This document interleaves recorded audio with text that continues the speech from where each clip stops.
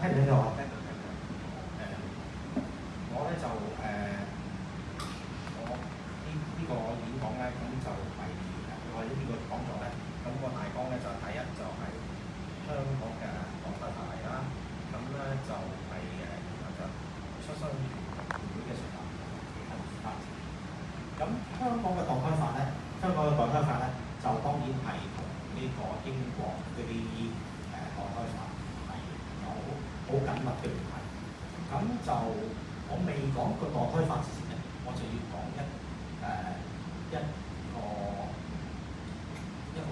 一場官司。咁就係英皇訴Alec Bourne 喺1938年嘅。Alec Bourne 係一個學喺 St Mary's Hospital， 就喺Paddington嗰度啦。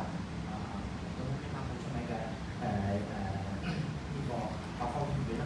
咁就係由呢個婦產科醫生。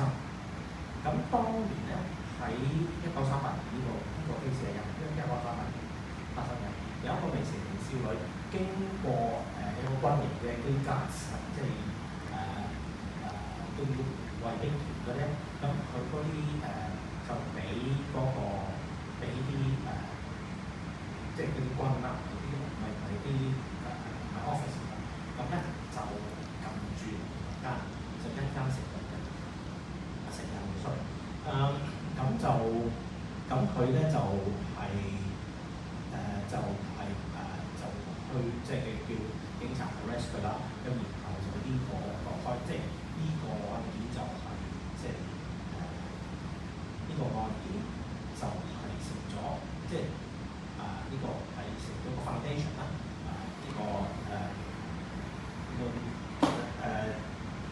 1967年咧就有個墮胎法，英國嘅墮胎法。咁就佢其實差唔多所有嘅啲法官都話佢哋唔會判佢有罪嘅。OK， 咁其實同埋咧墮胎法咧就係將某啲即係某啲墮胎嘅，即係1967年嘅墮胎法係某啲墮胎嘅方法咧就係叫做即係合法化，但係咧就其他嘅即係唔根據呢啲條件嘅墮胎咧，就都唔係做係刑事法。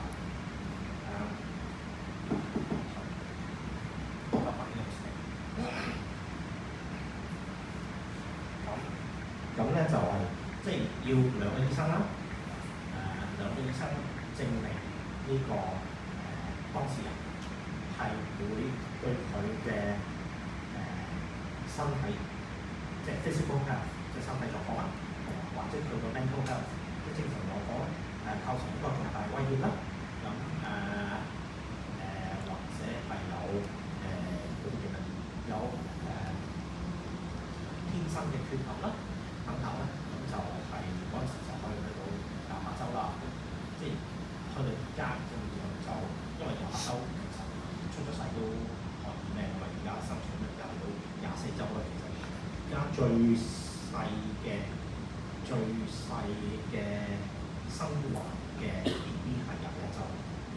我啱啱唔知喺邊度睇到喺網上睇到，原來咧係而家最細個 BB 生還係21週嘅。咁所以呢個就係咁。咁就係其他嘅就係就係合法。咁我唔記得大家有冇記得，即係有冇我唔知大家有冇記得喺東英大廈曾經有一個醫生啦，佢就為啲菲傭啦就係墮胎嘅。咁佢為咗唔好提高成本，因為如果有兩個醫生，咁即係仲多一個費用啦。咁佢就淨係一個醫生資源。咁但佢咧就當年咧就有一隻嗰啲麻醉藥，其實係嗎啡個氣音嘅毒品。咁佢就打晒神針。喺我啲麻醉科嘅同事啦，Mike Irwin 教授啦，話喂40秒到死都唔死都1信10啦。咁所以嗰陣時咧，佢就因為得一個係以呢個波上嚟啦，跟住我醫生傾偈，佢就殺咗人啦，所以佢係應該係採納。我唔知大家有冇記得有個咁嘅文件係都依法，即係一日完咗啦，都算叫到啊。anyway 咁就係啦。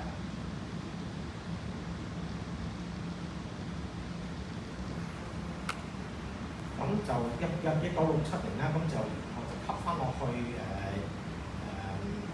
香港嘅 Offences Against Persons Orders 我一陣間會我會去翻呢個PLIS 就係雙語法律呢個 information service 啦。咁嗰度就揾翻過去。咁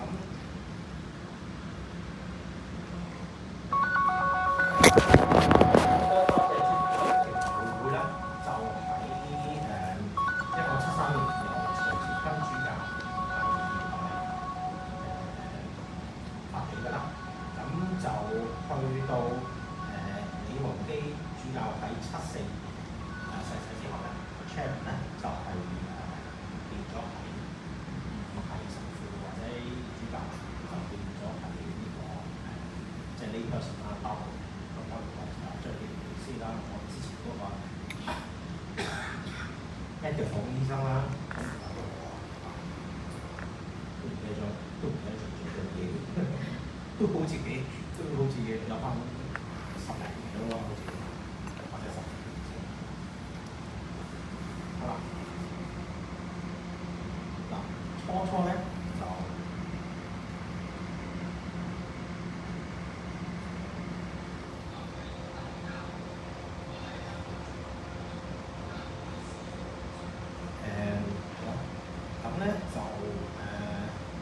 我哋初嗰陣時咧，即係你諗下70年代，親媽媽、或者甚至呢啲咁嘅嘢啦，有時就佢哋嘅社會情況同而家嘅社會情況即係而家50年後而家係改變咗好多。咁咧就係我哋有一個宿舍咧，就喺74、75之後咧，就即係74、75嘅時間嗰段時間咧。就係可以俾佢哋入住嘅，咁然後咧去到1996年咧就已經入住，咁就空置咗喺度，咁又我唔記得咗有冇其他嘅人入邊緊咗啦，咁後面就幾間教，因為後邊仲有間學校嗰間學校都因為嗰間學校都冇人嘅。咁然後咧，我哋初咧個辦公室咧就喺咧 Law House，即係嗰度華人書院啦。咁然後就喺90年，我哋就社會福利署就搬咗我哋個辦公室上面嗰度。咁然後個accommodation service咧，後尾咧就喺就去咗彩雲村嗰度，就有3張床，就6小時咁就而家就當年嘅住屋需要就唔同啦，同埋而家就算我哋分媽媽嗰個，即係社會轉得咁多啦，就算喺屋企住啊、點樣啊，都即係變咗係改變咗好多。咁所以而家其實好多時其實我即係有時1張床都冇。我哋反而咧就因為佢哋有其他需要，譬如話要租屋啊啲嘢，就反而即係我哋籌到呢款咧，就呢啲錢咧，咁就話我唔記得咗幾時啦，就每次有啲衰就俾佢500蚊利是啦，都俾咗好多年。咁然後咧而家就幫到佢哋喺出邊租，即係用錢搭救咧，少少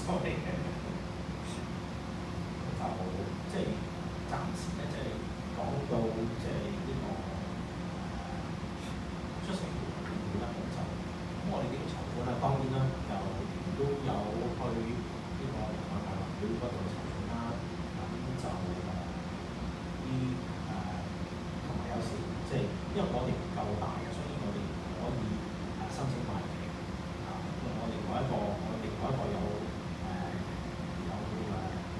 幫手嘅就係呢個先女士教婚姻公教婚姻輔導會，佢哋就夠大啦，佢哋又可以賣旗，所以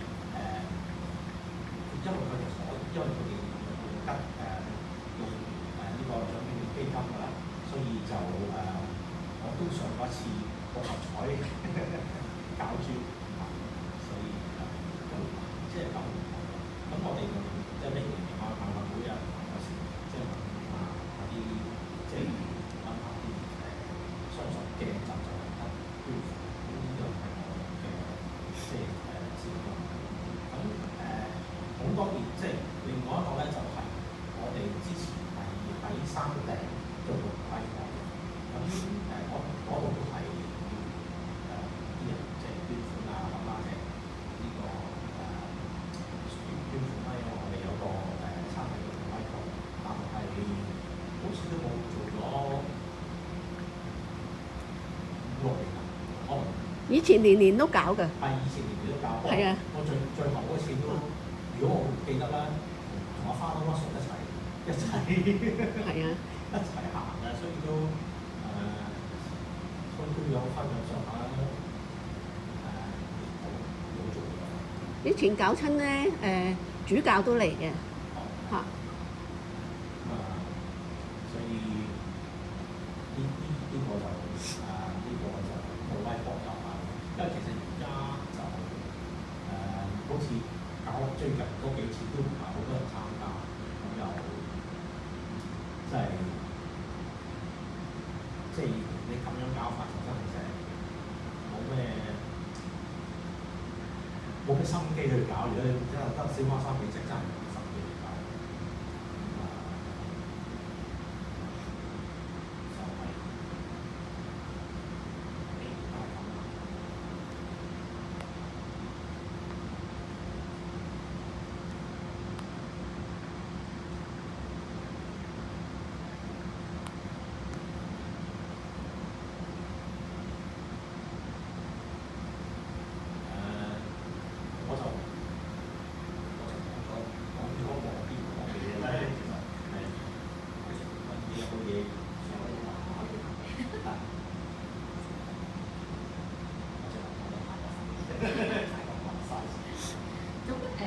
頭先有提到啦，就係李雲基主教去世之後就開始由教友做主席啦，咁有律師啦，亦都有醫生啦，即係做過主席。其實即係由律師或者由醫生去做呢一個主席，有冇一啲嘅特別嘅幫助，或者係有即係有呢個好處嘅咧？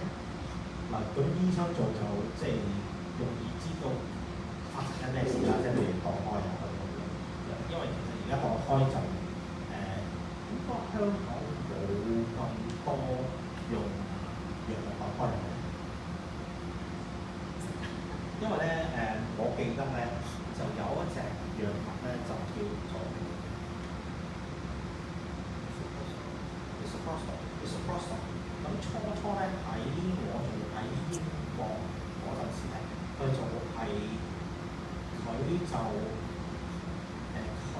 賣俾我哋咧係做咁樣嘅，因為佢可以幫佢哋，但係就話如果可以懷孕嘅女，即係已經懷孕嘅女士就最好唔好食，因為有機會係會影市場。咁但係其實佢Misoprostol咧就係專門一錢嘅，係我哋墮胎嘅。咁但係墮胎藥咧就唔係咁。點樣講咧？墮胎藥唔係咁安全，因為有時咧，你嗰個胎甩咗啦，但係佢出嗰陣時，我知道會留喺咩？久唔久咧，即係因為食咗墮胎藥，譬如嗰個所謂嘅呢個end係發生都唔算。咁喺就好似我哋喺香港啊、英國啊，我哋叫 University of Texas 啦，即係都。英文就有先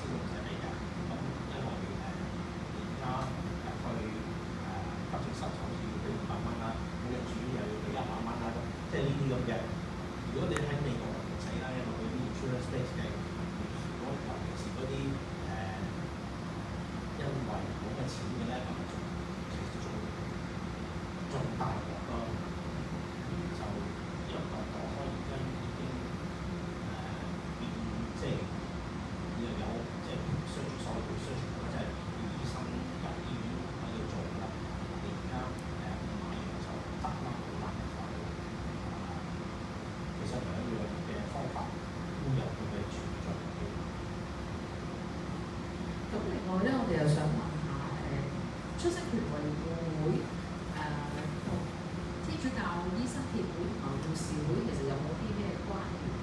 內部即係有冇一啲嘅合作啊，或者係嘅關係？嗱，天主教醫生會同天主教護士會咧，就一定係會有出生直接學嘅，咁就由楊美雲醫生，即係東區腦科楊醫生，即係你將我做出生直接之後咧，我就因為我都即係坐喺不法嗰度咁傾傾下嘅，跟住都做咗啲嘢。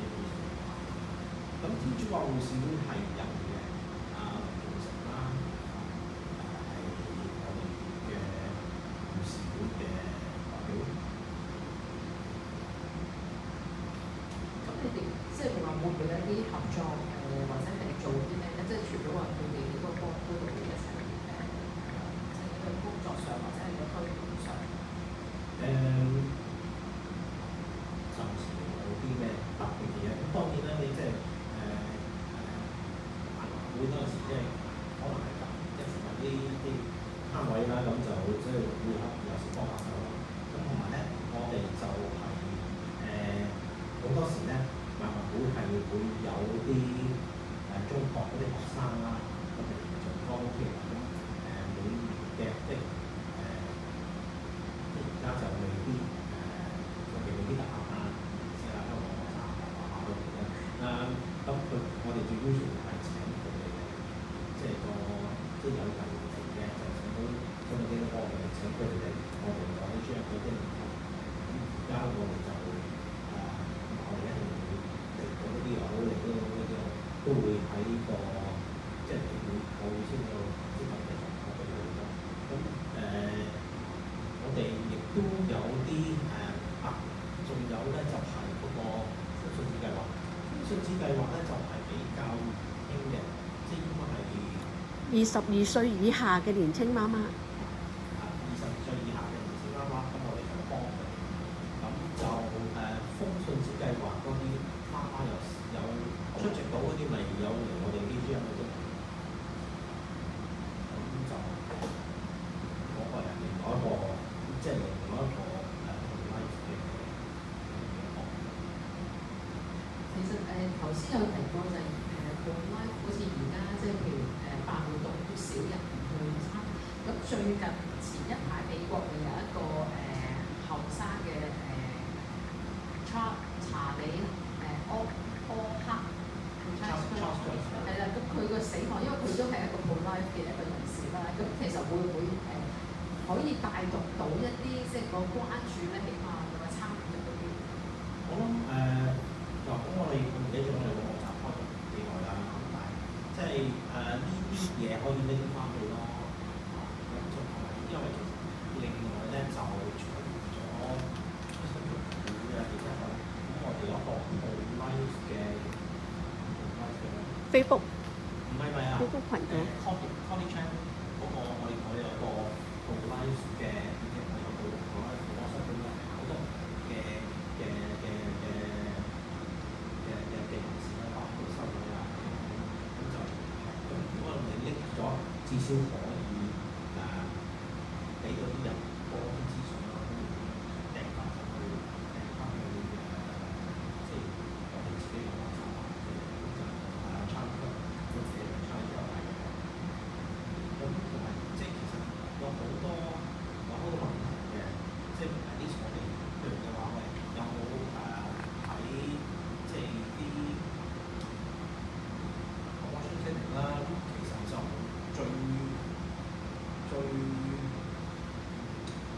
最多嘅就其實就喺一個呢個啲人家計會灣仔嗰度係有時個啲人咯，咁但係都唔係咁咩咯，即係都唔係咁點樣咯。我記得有個 pro-life 係喺唔知灣仔去到邊度㗎，有一年有個 pro-life 灣仔灣仔嗰邊咁啊以前佢話俾嗰啲人去啦。其實就即係喺某個程度上，pro-life而家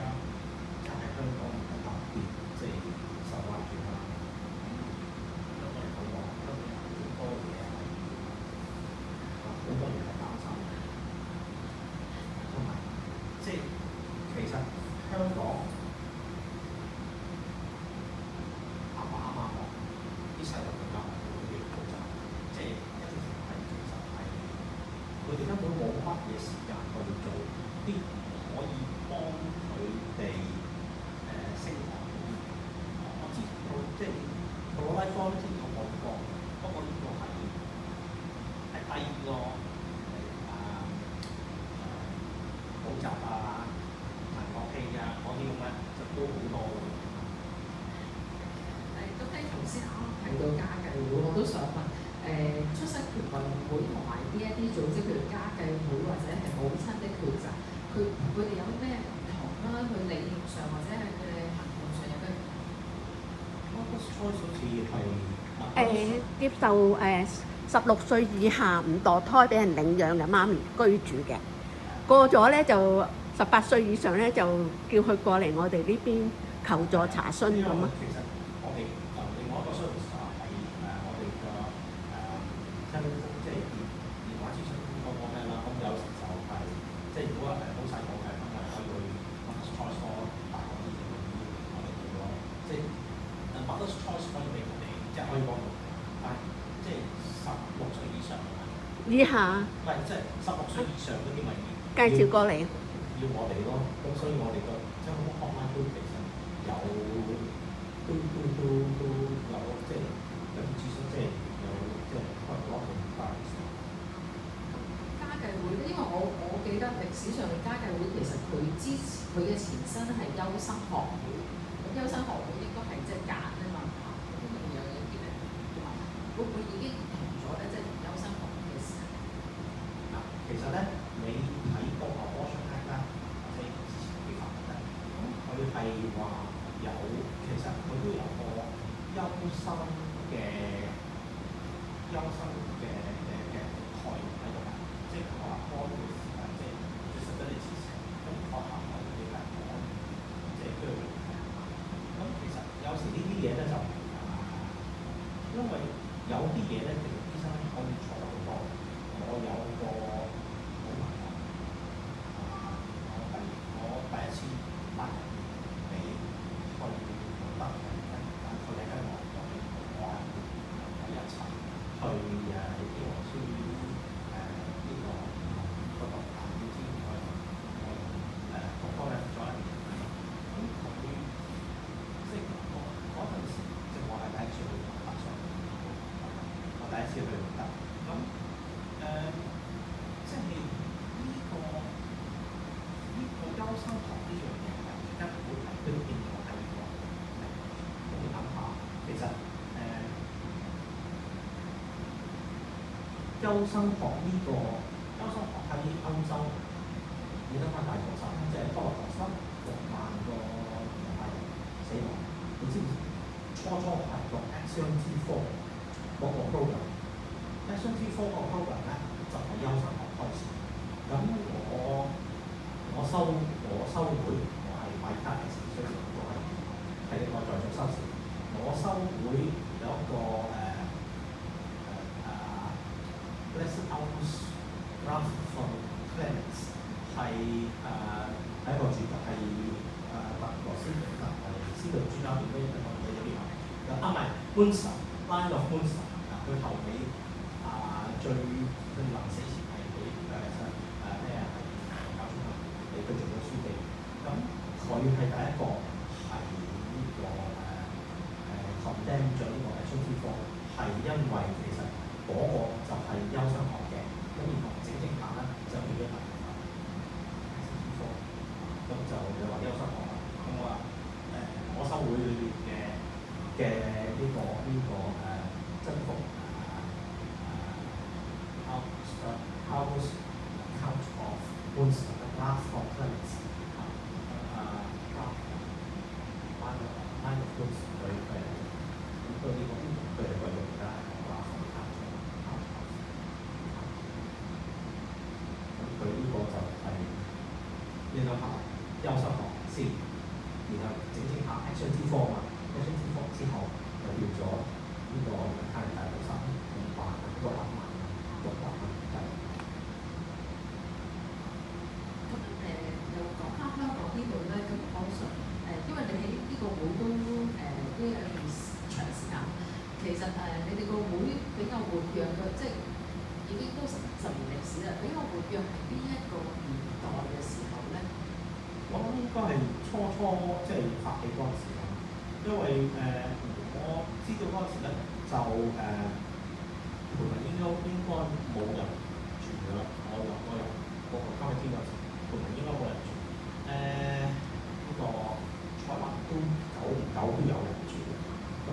即係變咗因為啲嘢即係環境已經到咗，即係你諗都諗得到啦。你50年都幾咩？咁所以其實嗰陣時其實活躍唔活躍咧，我就即係因為其實好多人都會有嘅。因為我唔知Author's Choice 其實喺我哋之前定我哋之後？我哋之後係咁即係變咗嗱，同埋 Author's Choice 係 basic 係啲外籍人士嘅嘛。係啊係，都係外籍人士。同埋有呢個政府嘅分定，佢哋主要係幫啲16歲嘅細路女咧重新起步啊！嚇，主要係呢個目的。咁但其實好似我哋即係啲計劃都有幫嗰啲，其實你話宿位嗰啲就都有時會幫佢哋即係幫佢哋，即係睇下有冇方法。而家宿位咧需求唔大啊，因為社會環境個福利咧轉變咗，而且政府咧又有啲住宿嘅分定資助啦、生活費嘅資助啦咁樣。如果一個媽咪帶埋個 BB，一個月都攞差唔多成萬蚊，咁慳慳地咧喺深水埗啊住啊都可以過到。因為如果你有啲咧，如果有2、3個細路仔咧，好快上公屋咯。而家福利好好啊，同20-30年前咧差好遠，係。所以我哋個求助 case 都減少啦，主要係查詢咯，同埋家計會佢去家計會因好多因素唔同去落 B 嘅，咁佢就打電話嚟，多數打電話嚟唔係求助，定係求助我哋同佢落 B。咁我哋個會咧就係冇呢個墮胎服務咯。咁好坊間都好多咯，唔會咧，我哋有呢個墮胎服務咯，就係咁嚇。因為其實而家我哋主張生命。因為即係而家同50年前我哋即係喺徐主教即係成立呢個會嗰陣時咧，其實好多嘢都已經變咗。因為其實你而家即係70年代初，咁其實好即係社會風氣全部啲嘢，同埋接受對未婚媽媽嘅接受係即係嗰陣時係不能接受啦，或者係啦，未婚媽媽或者婚外情嗰啲都係好難接受啦。但係而家就即係冇乜咁大嘅衝擊咯，社會裏面。咁我又想問下歐陽醫生你自己啦，即係你點解會唔會係因為呢一個即係出生權利會嘅或者係墮胎呢一個浪潮之下，所以開始關注呢一個醫療倫理呢一個 topic？因為你本身係一個麻醉科嘛，好似係有啲醫療倫理咧，我就關注咗好耐。我79年入去加蘇士蘭，咁我80年初有個我哋有醫生，英國有醫生協會嘅國際醫生，佢初就已經係即係你諗下，我79年入嚟80年，佢已經係即係同我講咗嗰啲，即係佢哋已經未咗個湯嘅嘢。因為嗰時開始咧，就已經關注就係麻醉科。我哋嗰時做醫科生嘅時候，我即係對於倫理就係開始關注，醫療倫理開始關注，跟住一路到即係而家到而家。咁你諗下80年、90年、2010、2020都40幾年啦，咁樣講。即係我未畢業，我已經開始關注。咁有咩吸引你去關注呢樣嘢咧？唔係啊，其實倫理係倫理係咩咧？倫理係應用哲學 ethics， 即係philosophy。咁其實倫理個嘅，即係我第一我中意講嘢，中意好多嘢聽講。其他你冇講嘅。咁我中意好多嘢，我中意講嘢。咁所以即係倫理係幫你揾翻乜嘢係對，乜係錯。咁呢個我覺得係好，即係好重要。咁所以論起對我嚟講，我覺得呢樣嘢係重要。咁即係由80年代啦開始啦，咁樣講誒喺80年代、80年開始啲40幾年啦。咁所以就係咯有咁成咁就即係我對呢樣嘢都有興趣。咁我就喺08至20咧就用 distance learning 咧去喺曼徹斯特大學咧就呢個上咗一個碩士就係醫療倫理及醫療法嘅呢個課程啦。咁就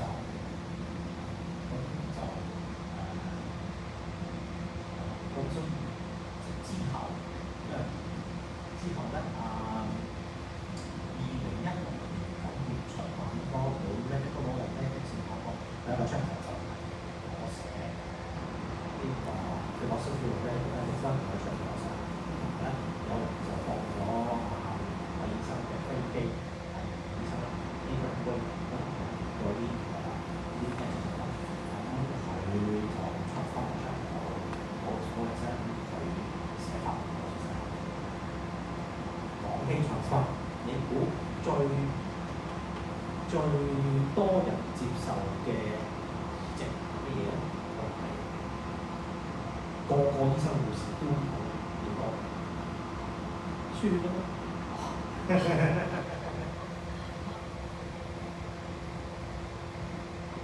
我又想問下呢個比較挑戰性嘅問題，因為喺教會裏面就係可以避孕㗎嘛。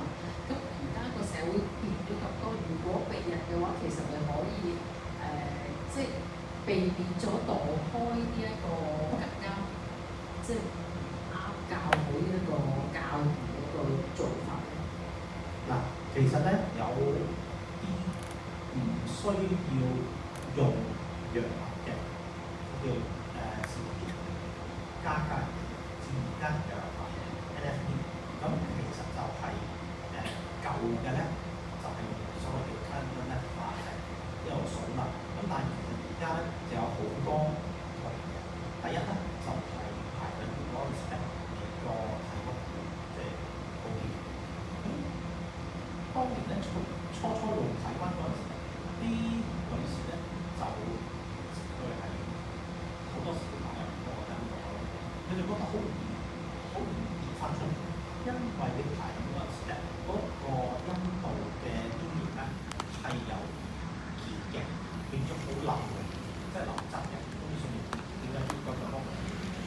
咁嗰個咧就係呢個陰道黏液一個即係而家嘅法啦，咁可以幫你同埋幫你嘅人，你知道幾時進行性交嘅？你想愛個 B 嗰陣時咪嗰幾日咯，係咪？你想嗰陣時咪我即係嚟咗嗰幾日咯。咁其實咧，你知唔知啊？喺嗰啲不孕嗰啲 couple 咧，其實即係將一 couple 不孕嗰啲夫婦啦，第一樣嘢就係叫佢哋即係親佢住下嗰啲。第一樣嘢喺即係如果你想出嚟自己呢個其實就係用翻治療加埋法。喂，你要知道你幾時性交，你先至有機會懷孕㗎嘛。所以變咗呢個就即係呢個好得意咯。佢哋避孕係另外一樣嘢啦。咁但係喂避到夠啦，我而家上海用 B 用啲嘛，咁你咪用翻自然加嘅法咯。咁你喺嗰段時間呢個有進行性交嘅，咁你咪會將你可以呢個可以由邊講咧？行神父我諗大家都識㗎啦，行電視神父。行電視神父咧就話有一次咧就啲佢家姐咁細個啊，係做 GP 嘅，咁佢IVF 做到最後一次落 B 嗰個球發現用 NFP 就分位嘅，你話掂唔掂啊？NFP 其實掂嘅。但問題係係如果即係普遍嘅普通市民都會覺得 NFK 可能即係自然生活係啊，會好麻煩啊，即係可能避孕套咪好方便咯咁樣。咁其實即係會唔會話天主教醫生聯會咧，即係國際性又好地區性又好啦，即係會唔會都討論呢一個而俾教廷一啲意見啊，或者係嗱喺北約嘅 investigation 即係調查啦，咁咧 usually 咧佢哋就因為佢哋要有一個sample of sperm 啦，咁 usually 咧佢哋要做咧就係揾個病毒嗰個吉咗窿嘅，咁即係你係俾咁佢有個sample，但係你唔會阻止佢係㗎嘛，你吉咗窿嘅穿窿嘅，咁啊即係又有sample，又有sample又俾佢嘅機。咁呢個係呢個係真本係咁樣做嘅。咁喺呢個 investigation 呢個嘢就用咗一個穿咗窿嘅病毒，咁你又有sample，你又即係可以嗰次性交都有個機會。咁頭先都想睇翻嗱，而家講咗歷史之外，都想睇翻你哋個會嘅點樣前瞻個未來點樣走落去咧？即係如果有加埋咧，頭先有提到個風信子計劃啦，咁仲有其他或者係呢個計劃係點嘅咧？風信子計劃就幫啲即係廿零歲係嘛22歲嘅， 22歲同以下，唔係22歲以下嘅年青媽咪。 22歲以下㗎年青媽咪啦。咁其實即係而家社會變咗啦，咁呢啲係即係其實所有即係所有啲所有嗰啲即係啲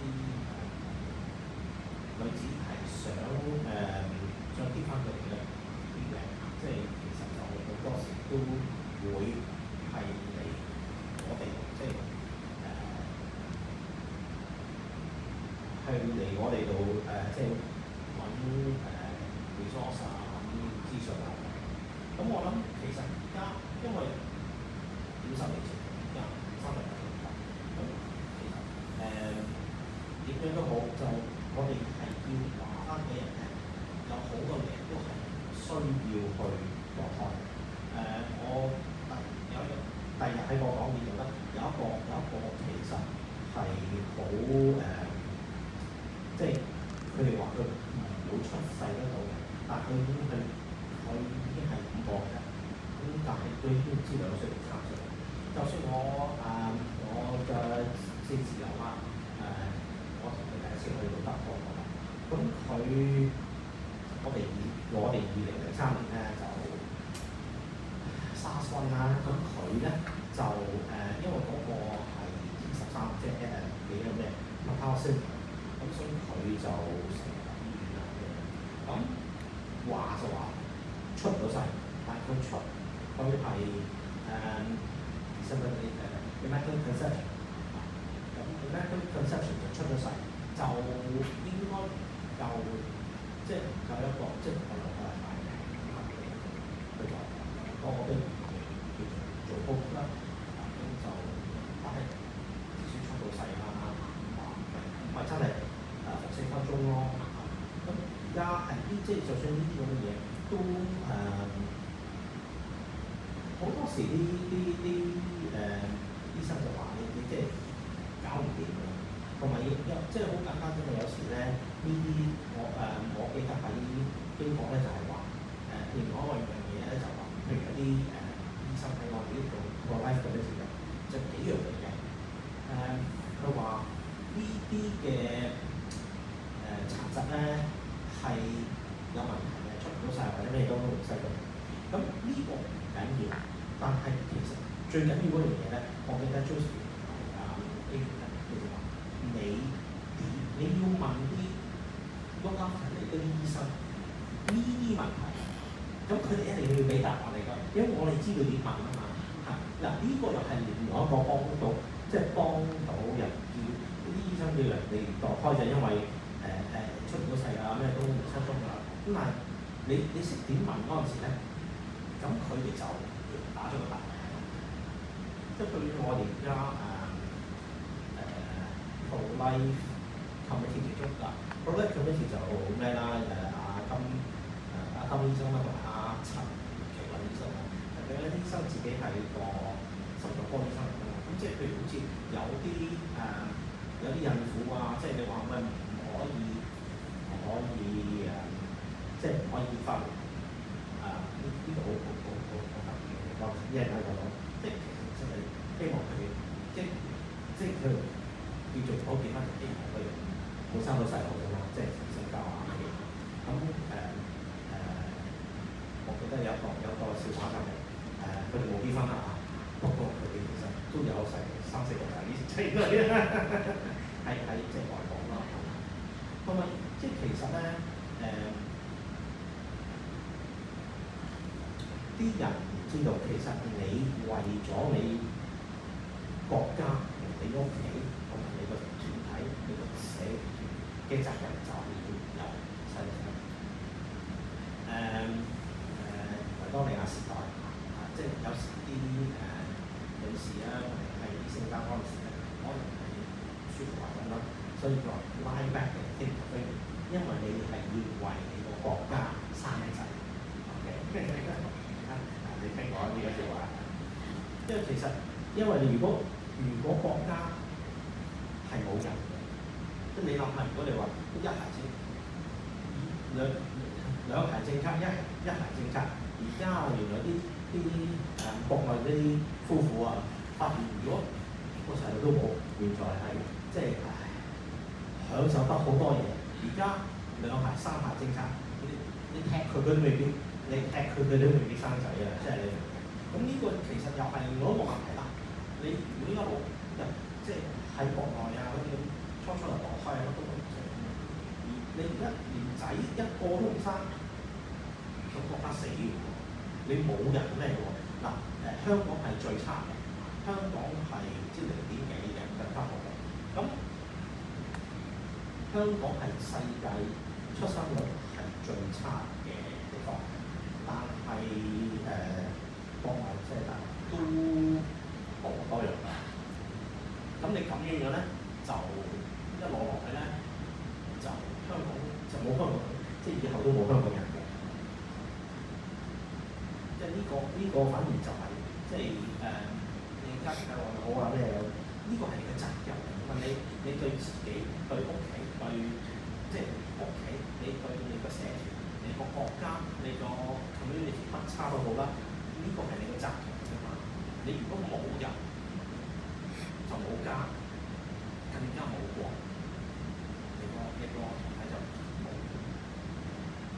我都想問下咧，嚟求助嗰啲人咧，係咪就係淨係個少女咯，或者個女仔？咁會唔會話，譬如可能佢嘅男朋友又好啦，或者係佢屋企人都會有時都會出現嘅咧？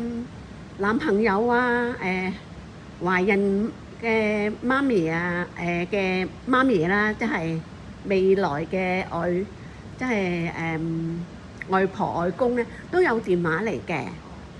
咁而家咧就啲外婆外公咧就好關注啲細路仔，佢哋唔會話叫佢個女啊落個 BB 嘅，反而主張佢哋將個 BB 生出嚟嘅，唔同以前咯。以前真係唔接受自己嘅女兒懷孕嘅嚇，尤其是未婚嘅女兒。環境唔同咗啦，而家普遍嚟講咧，開放咗好多。佢哋啊係咪天主教徒咧，或者係佢哋點知？非教徒嚟嘅嚇，反而天主教徒咧，佢哋識得揾資料嚟睇咧，佢哋好少打電話嚟嘅，出邊多數都係街外人，好多嚇。點樣認識到你哋個會咧？有冇問過你上網揾咯，咁我哋有個網址嘅就係啦。咁佢哋咧好叻㗎，識得揾揾資源啦。咁啊睇下我哋個會咧有啲咩幫佢咯。咁我哋通常都俾啲轉介佢咯，睇佢有啲咩需要咁樣咯。嚇，就咁。咁我暫時就係咁多問題啦。咁唔知你哋在座嘅朋友有冇一啲問題有想提出嘅都可以嘅。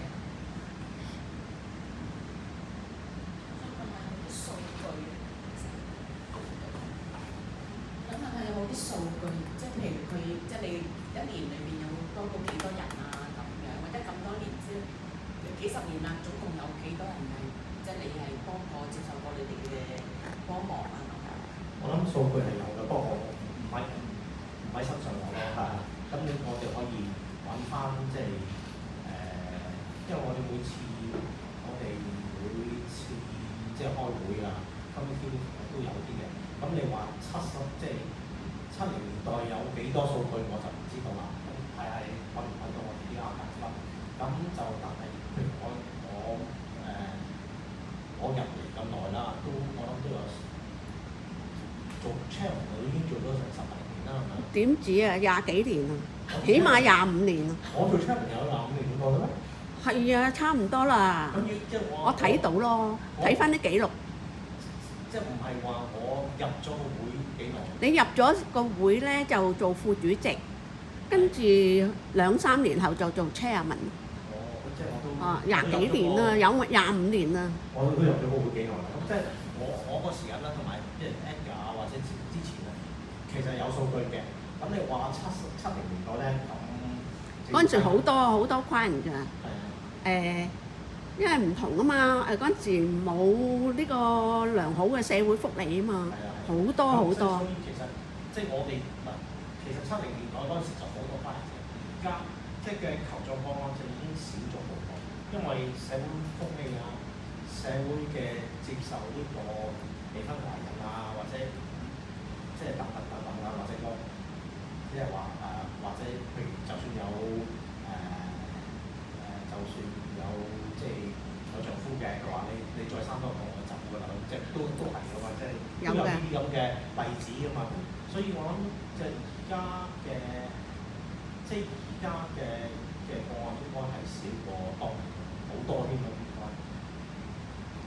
咁我哋揾翻啲即係譬如揾翻啲如果我喺個會度20幾年嘅，咁呢我去揾翻啲即係啲 minutes 啊，啲嘢一定有啦。咁之前嘅就睇下我哋可以湊到幾多啦。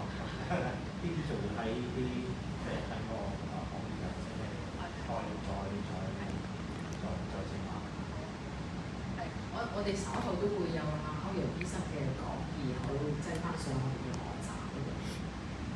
即係好簡單，即係你啱啱我唔好講咩啦，即係我發覺嗰陣時，我第一個 case 係 RV 幫啊嘛，1938，即係因為1938嗰個 case，咁去到就變咗1967個英國嗰個墮胎1967年嗰個墮胎法，咁然後就71定72咧就變咗我哋講 offences against persons act 啦，咁所以即係71年到而家都50多年啦。有其他朋友有啲問題？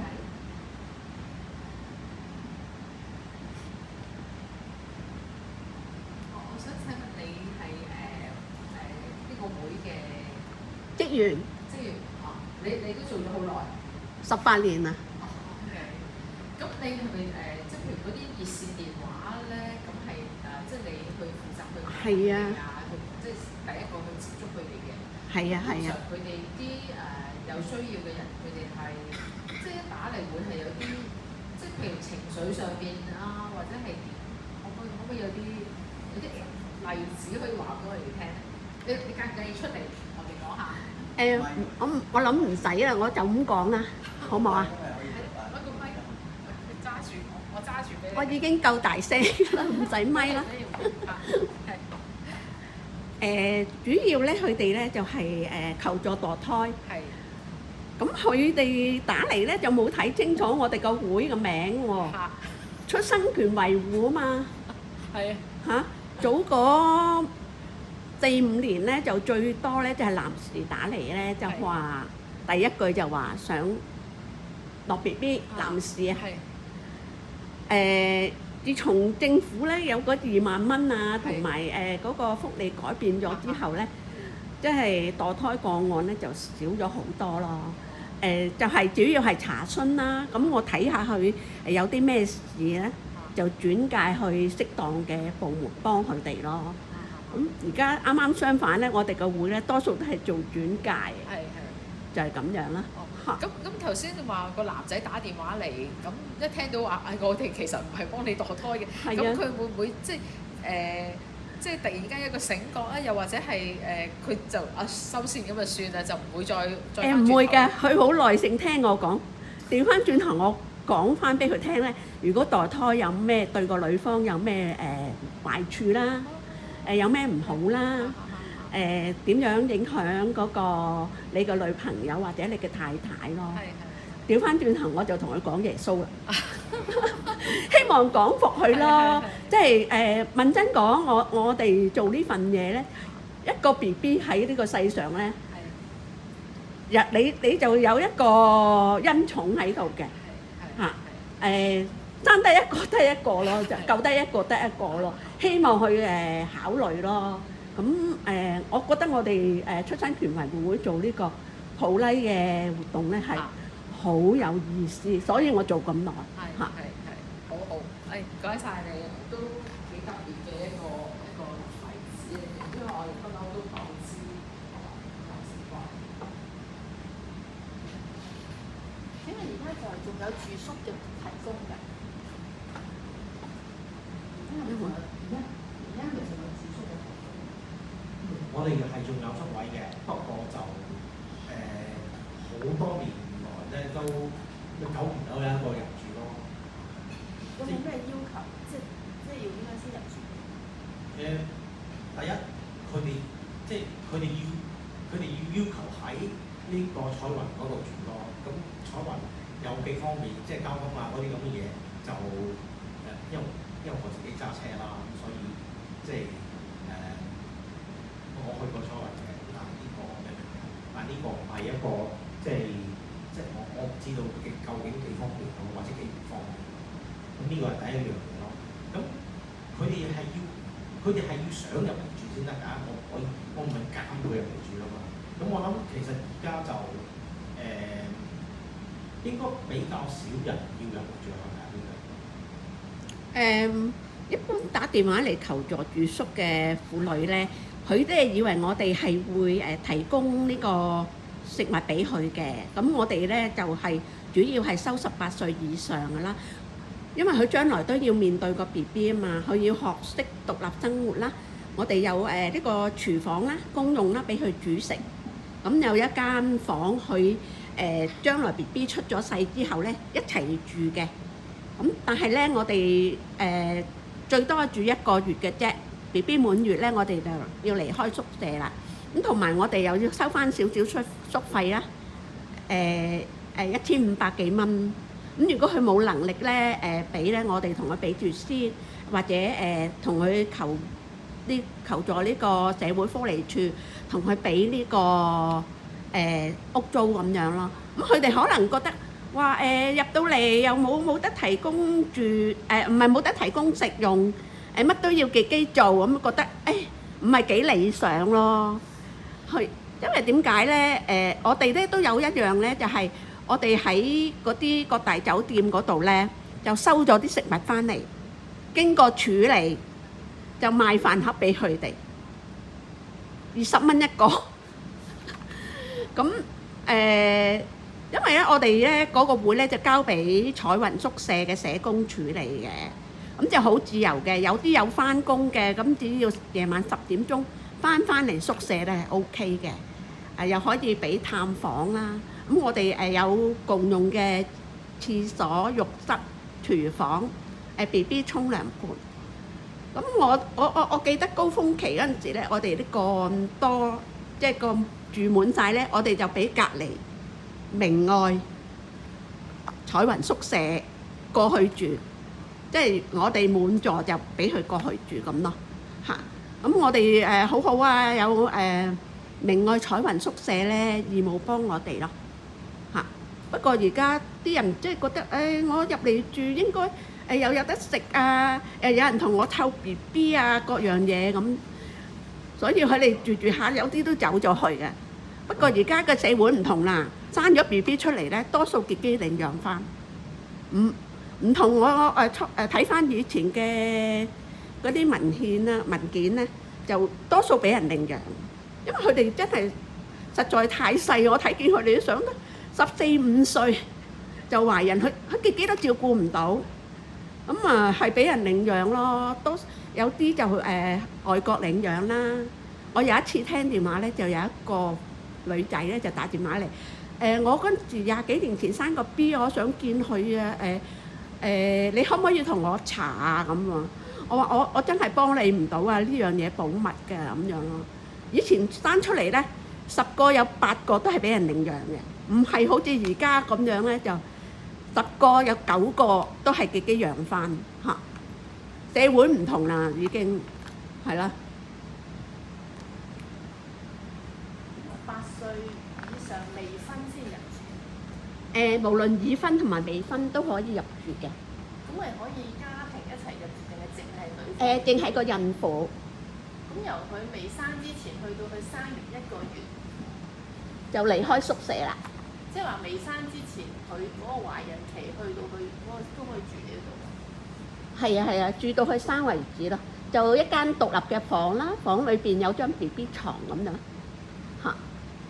咁我喺呢個彩雲另外咧係有社工睇住佢哋嘅，有飯盒賣俾佢哋食咁樣咯。其實都幾好啊個環境，不過而家啲人咧個需求好高啊，唔同以前咯。以前咧我睇翻啲文件咧就係、宿舍咧有舍監㗎，煮埋俾佢哋食啊，由頭到尾咁照料佢哋啊咁樣咯。而家冇啦，而家。同埋即係初其實你諗下成間盤屋應該有都幾多，即係幾多個女仔喺即係或者女士喺嗰度住咯。一年收40-50個㗎嗰陣時，多數轉介咧就係、社工、社會福利處，有時監獄處都有嘅嚇。即係但係而家就即係改變咗好多咯。係啊，即係你話而家咁，即係第一或者根本住翻喺屋企咯。即係佢反而即係有時有啲嘢要社工幫手啊，或者咩都好，咁就即係而家根本個社會對即係啲 BB 嘅接受程度已經係高咗好多咯。同埋你而家出生嗰年免稅額都有2萬人，因為2萬人啊嘛，係啦，限時係1萬嘅，又即係尤其是係即係大人工嗰啲。咁面對而家呢個社會嘅改變咧，啲人嘅思想嘅改變咧，咁你哋嘅會呢個出生權為好嘛？你哋有啲咩嘅嚟緊有啲即係咩諗法，或者有啲乜嘢會再可以做咧？你哋有冇諗過？我諗其實最緊要嗰樣嘢咧就係即係話如果你唔需要嘅就唔好墮胎。咁其實你就算家計會或者喺香港啲醫院啊，墮胎都到啲醫院，嗰個數字唔係真嘅。有好多人上深圳墮胎，即係有好多女士上深圳墮胎，所以呢個又係另外一個，即係呢個係話另一個點解我哋冇咁多數字咧？同埋你諗下，即係根本而家即係香港係全世界出生率最低嘅地方，仲低過內地。咁你諗下，即係再係咁落去，冇香港人㗎啦。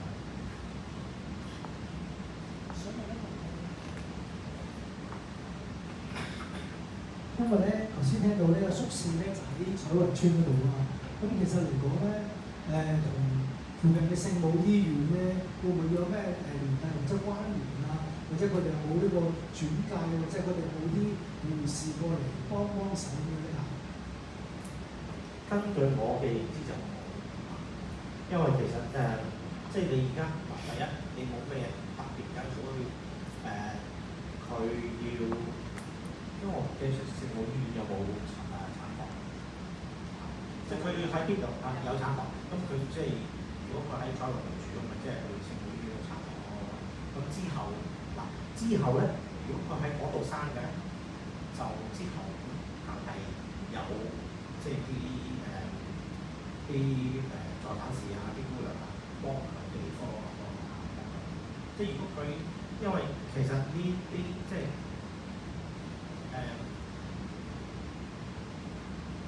其實就外國就興 home birth 嘅，但係即係即係最緊要就係冇事就得咯，有事就真係大不和咯。咁其實即係你而家喺即係啲有啲外國人都會用 home birth 嘅，咁係而家唔係講嗰，而家唔係講嗰啲嘢。咁所以就我諗即係佢如果係用緊公立醫院嘅，咁佢都會有即係做喺用緊公立醫院產程，咁佢哋會有即係出即係嗰啲已經出咗世先學一定有方案啲咩一定係會翻去即係醫院個即係產房嗰度嗰啲即係嗰啲即係嗰啲咁嘅即係診所啊嗰度係跟住。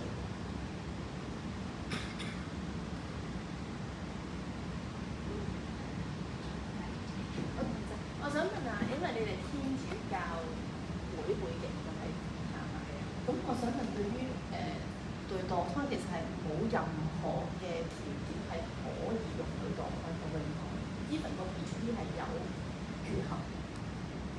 係，因為其實你即係你諗下，因為其實 pro-life 咧就係、是、全部都即係全部都相結嘅，即係好簡單啫嘛。我做個 friend，OK， 我個 friend 咁佢話即係應該出唔到世嘅，應該出唔到世，即係譬如即係你有幾個有3條嘅學士啦，就21啦。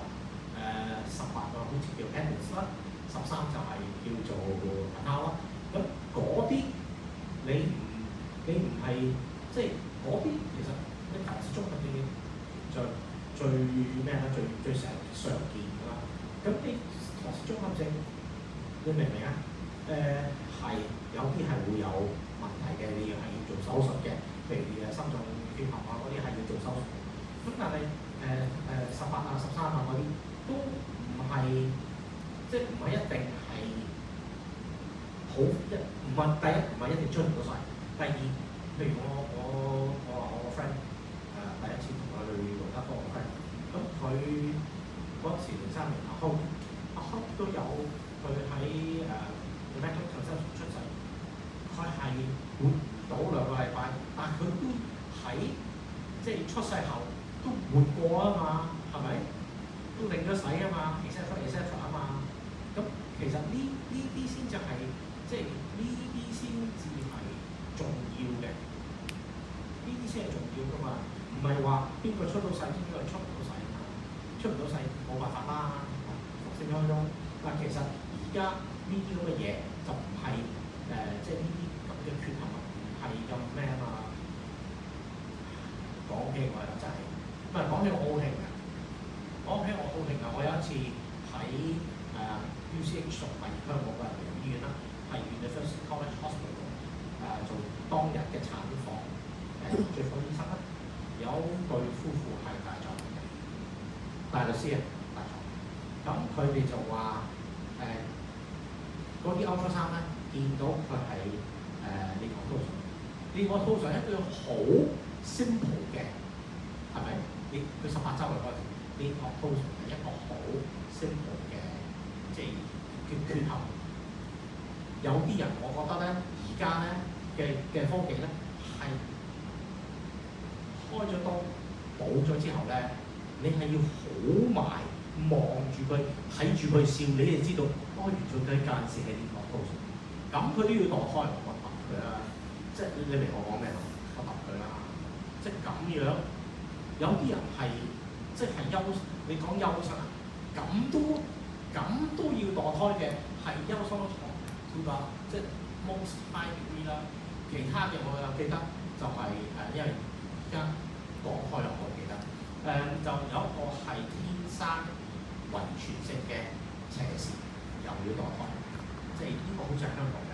香港個問題，即係因為佢天生咧，佢可能係嗰啲眼嘅肌肉咧係超發達，咁佢咪喐得咯，咁佢咪斜視咯。仲有好多方法補救㗎，甚至咩啦，係咪？即係你而家啲科技，at least 佢啲科技都有得搞㗎。天生斜視，你哋要落開，即係呢啲又係，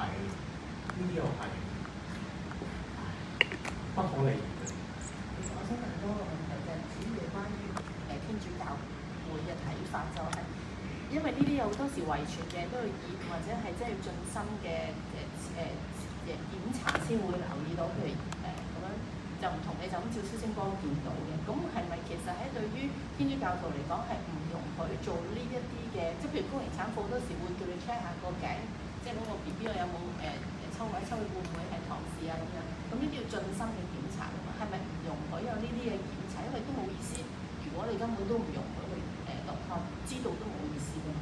而家中國任中文嗱，段教授就係翻咗美國之後咧，呢個係今年1月翻美國，因為點解我咁因為佢唱歌啦，佢喺聖樂團，佢喺聖樂團喺唱 bass 嘅，所以我先至記得。咁而家個教授同教授嘛，佢咧，你知唔知佢點解即係咁出名咧？喺而家就算係阿媽喺呢度抽血嘅，佢都揾到 BB 嘅 DNA 嘅。唔使，呢啲有度，即係你抽羊水啊、抽咩啊，係有呢個叫咩？小產嘅風險嘛。你就喺呢個手度抽血，乜風險啊？冇風險㗎嘛。所以佢點解會 Anna 而家係做到呢個中大校？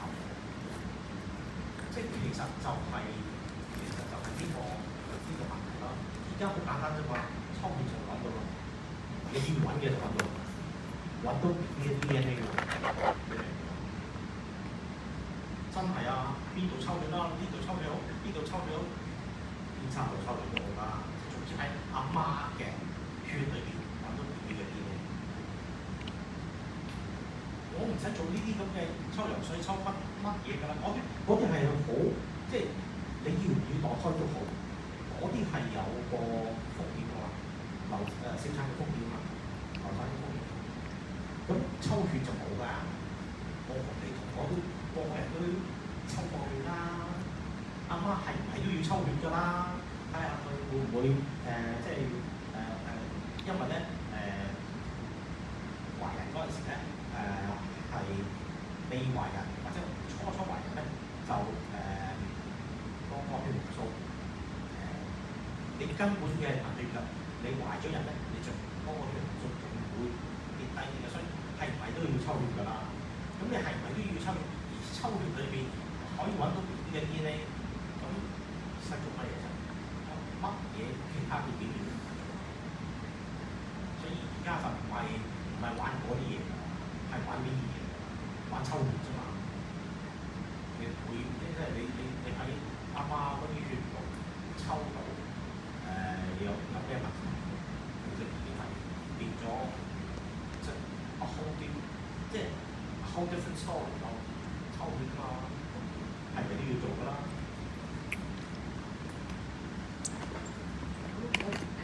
仲有其他問題？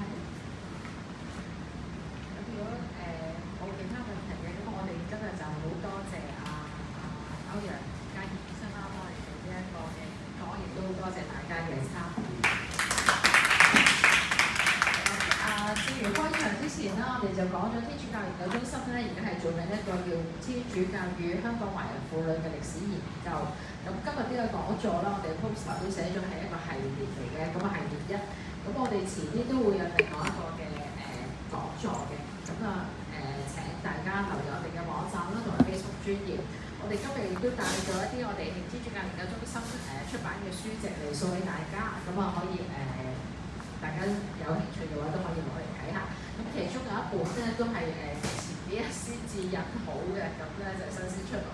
咁因為嗰本書係高龍河女修會佢哋以前係律敦治負責律敦治醫院啦，救助咗好多。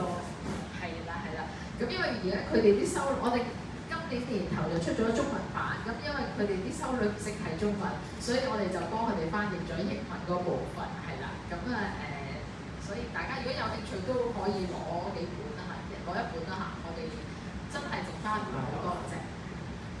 其實可以講。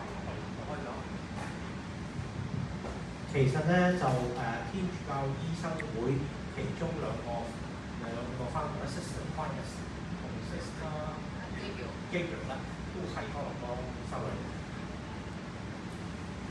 一個唔差嗰陣時係佢喺又喺因為佢房學會係佢哋房學會係佢哋發起㗎嘛，咁所以律敦治嘅係房學會嗰啲咩㗎嘛，所以佢哋係對香港嘅醫療係裝係好大嘅部分。係啊，冇錯冇錯。嗰兩位修女喺醫生會嗰度，啲醫生都叫佢哋做guided angels 啊，咁啊，所以守護天使。係啦。咁好啦，咁今日就好多謝各位嘅時間，我哋就